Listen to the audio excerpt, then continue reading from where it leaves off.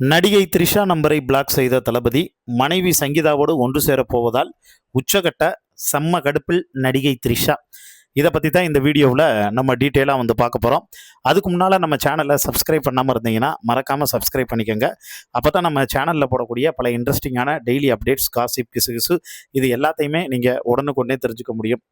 நடிகை த்ரிஷா கடைசியாக அவங்க இப்போ தமிழில் வந்து நடித்த படம் கருப்பு. படம் சூப்பர் டூப்பர் ஹிட்டு.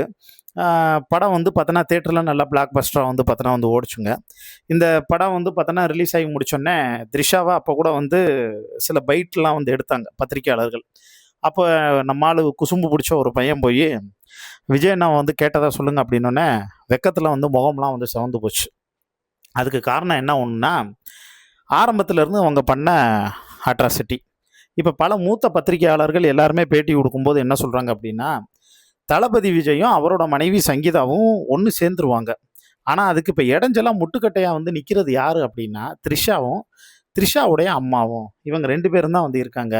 அதாவது த்ரிஷா வந்து எப்படி சினிமாவில் வந்து ஒரு நடிகையோ அதே மாதிரி தான் நிஜ வாழ்க்கையிலையும் அவங்க அம்மா பின்னாடி இருந்து எல்லாத்தையும் வந்து டைரக்ட் பண்ணிகிட்டு இருக்காங்க அப்படிங்கிறது மாதிரியான வந்து ஒரு தகவலுங்க. அதை தாண்டி இன்னொரு விஷயம் என்ன ஒன்றுன்னா, இப்போ கடைசியாக ஒரு கொல்லூர் மூகாம்பிகை கோவிலுக்கு போனது வரைக்கும் எல்லா வந்து பார்த்தோன்னா டைம் டேபிளும் எந்தெந்த கோவிலுக்கு போகணும், என்னென்ன பண்ணணும், என்னென்ன பரிகாரம்லாம் வந்து செய்யணும் அப்படிங்கிறதெல்லாம் ரத்தன் பண்டிட்டும் த்ரிஷாவும் தான் டிசைட் பண்ணுறாங்க. ஸோ இவங்களோட பிடியில் வந்து பார்த்தோன்னா தளபதி விஜய் வந்து இருக்காரு அப்படிங்கிற ஒரு செய்தியும் போய்கிட்டு இருந்ததுங்க. இது எல்லாமே இருக்கக்கூடிய இந்த சூழ்நிலையில தான் தளபதி விஜயோட அம்மா ஷோபா சந்திரசேகர் தளபதிட்ட பேசியிருக்காங்க. தளபதிட்ட பேசுனதோட மட்டும் வந்து இல்லாமல், விட்டு கொடுக்கவன் என்றைக்கும் கெட்டு போனதாக சரித்திரமே வந்து கிடையாது. அதனால் நீ கொஞ்சம் விட்டு கொடுத்து போப்பா. யாருக்காக விட்டு கொடுக்குற? உன்னோட மனைவி மக்களுக்காக தானே வந்து விட்டு கொடுக்குற. யாராரோ வந்து போய் பார்க்குற, எதிரியாக இருந்தால் கூட அவங்கள வந்து மனசு கஷ்டப்படக்கூடாதுன்னு நேரில் போய் வந்து பார்க்குற. உன் கூடவே இத்தனை வருஷம் வந்து இருந்திருக்காங்கல்ல, அவங்க மனசை வந்து கஷ்டப்பட விடலாமா ராசா அப்படின்னு அவங்க அம்மா ரொம்ப எமோஷ்னலாக வந்து பேசியிருக்காங்க. அம்மா வார்த்தையே எப்பயுமே தளபதி தட்டினதில்லைன்னு வந்து வச்சுக்கோங்களேன். ஏன்னா சங்கீதாவும் முதல்ல வந்து அவங்க அப்பா அம்மாவும் போய் வந்து இப்படி ஒரு பொண்ணு பார்த்துருக்கோம், அந்த பொண்ணு உனக்கு பிடிச்சிருக்கா அப்படின்னு வந்து கேட்டப்ப தளபதி விஜய் சொன்னது, எனக்கு பிடிச்சிருக்குங்கிறது செகண்டரி, உங்களுக்கு பிடிச்சிருக்குல்ல, உங்களுக்கு பிடிச்சிருந்தா எனக்கு பிடிச்சிருக்கும், அதனால உங்களுக்கு எது சரின்னு தோணுதோ அதை வந்து பண்ணுங்க அப்படின்னு சொல்லிட்டு போன மனுஷன்.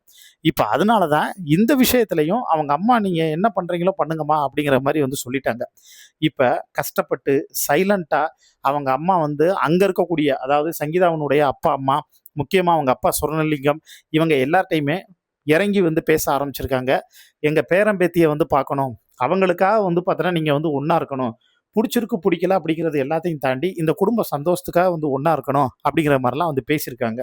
இதில் இன்னொரு சூப்பர் நியூஸ் வந்து என்ன ஒன்றா, இதுக்கு முன்னாடி வந்து எஸ்.ஏ. சந்திரசேகரும் இப்போ அவங்களுடைய, அதாவது தளபதியோட அம்மாவும் தனியாக வந்து ஒரு இடத்துல வந்து இருக்காங்க.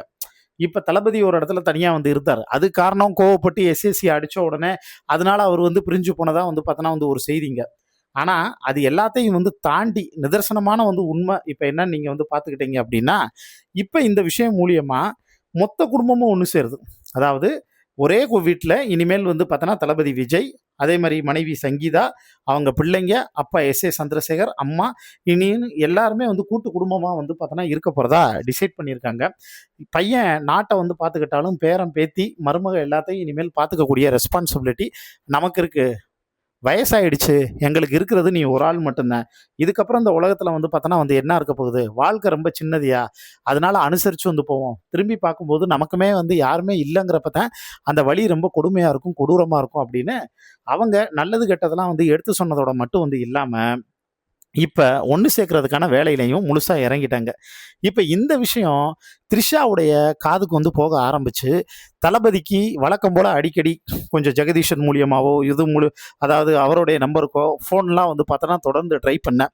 ஒரு கட்டத்தில் தன்னுடைய பர்த்டே வந்து பார்த்தோன்னா நெருங்குறதுனால ஜெகதீஷன் பழனிசாமிட்டையே, அதாவது தன்னுடைய மேனேஜர் மாதிரி இருக்கக்கூடிய ஜெகதீஷன் பழனிசாமிட்டையே தளபதி விஜய் வந்து சொல்லிட்டாங்க, த்ரிஷாவை வந்து அவாய்ட் பண்ணிடுங்க, நம்பரை பிளாக் பண்ணிடுங்க அப்படிங்கிறது மாதிரி வந்து சொல்ல, இப்போ தளபதி விஜய் வந்து பார்த்தோன்னா த்ரிஷா வந்து கண்டுக்கிறது இல்லைங்கிற ஒரு செய்தி வந்து கிடைச்சிருக்குங்க கடைசியாக.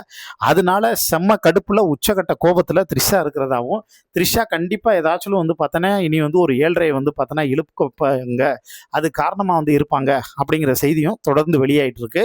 அதனால த்ரிஷாவை இப்போ எல்லாரும் திட்டி தீக்க ஆரம்பிக்கிறாங்க.